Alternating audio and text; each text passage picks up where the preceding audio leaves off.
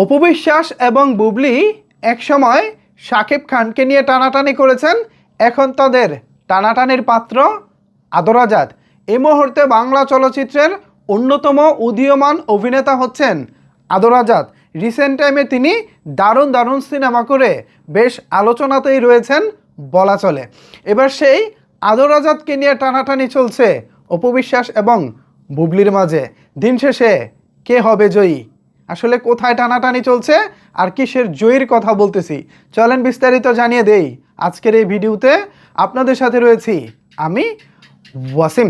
Viewers, আদর আজাদ এবং বুবলি অভিনীত ইতিমধ্যে সিনেমা আপনারা দেখেছেন।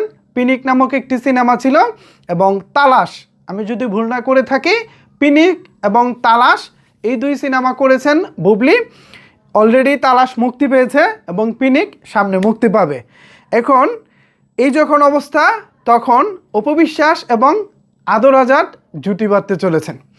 একদিকে বুবলির মুক্তির অপেক্ষায় রয়েছে আদর আজাদের সাথে পিনিক, অন্যদিকে অপু বিশ্বাস এবং আদর আজাদ আসছেন নতুন সিনেমা নিয়ে। কি মনে হয় আসলে দিন শেষে কে জয়ী হবে? যদিও এখনও পর্যন্ত বুবলি এবং আদর আজাদ যে সিনেমাগুলো করেছেন সেখান থেকে একটি সিনেমাও এখনও পর্যন্ত ব্যবসা করেনি, মানে খুব একটা ভালো চলেনি। এখন দেখার পালা আদর আজাদ কি তিনি তার লাইফে প্রথম হিটের দেখা অপু বিশ্বাসকে দিয়েই পাবেন?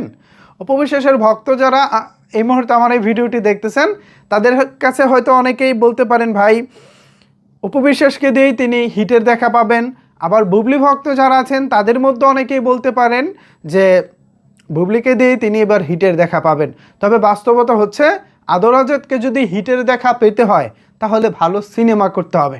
বুবলির বিপরীতে যে সিনেমাগুলো ইতিমধ্যে আদর আজাদ করেছেন, আমি দুটি সিনেমার নাম বলেছি, আরও একটি সিনেমা ছিল সাইফ চন্দনের সাথে, পরিচালক সাইফ চন্দন নির্মাণ করেছিলেন, নামটি আমার এই মুহূর্তে মনে পড়তেছে না। 2 থেকে 3টে সিনেমা আদর আজাদ এবং বুবলি করেছেন।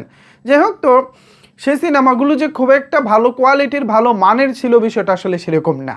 মূলত নিম্নমানের কোয়ালিটি এবং নিম্নমানের নির্মাণের কারণেই সেই ছবিগুলো খুব একটা ভালো চলেনি। এখন অপু বিশ্বাসের সাথে ছবি করলেই যে আদর আজাদ হিট হয়ে যাবে বিষয়টি সেরকমও না। যদি অপু বিশ্বাস কিংবা বুবলি যে কেউই হোক, যদি সিনেমাকে হিট দিতে হয় তাহলে প্রথমত ভালো সিনেমা করতে হবে।